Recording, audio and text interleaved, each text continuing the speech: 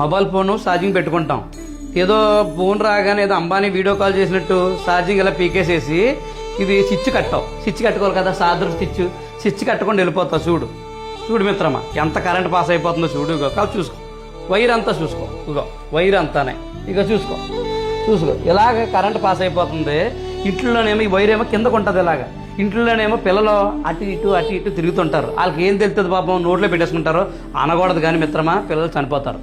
ఈ స్విచ్ కట్టుబడి నీ బద్ధకం వల్ల పిల్లలు చచ్చిపోతారు. చాలా ప్రమాదం. నోటికి చూసి కరెంట్ ఎలా వచ్చేస్తుందో.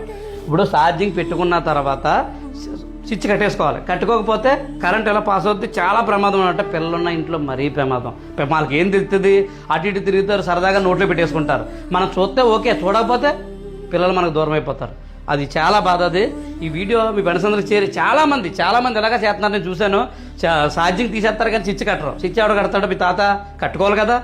అందుకని వీడియో మీ ఫ్రెండ్స్ అందరికీ షేర్ చేయండి, వాళ్ళకు కూడా తెలుస్తుంది. అలాగే వీడియో లైక్ చేయండి. ఎలాంటి వీడియోలు మన దగ్గర చాలా ఉన్నాయి. మన ఛానల్ ఫాలో చేయండి.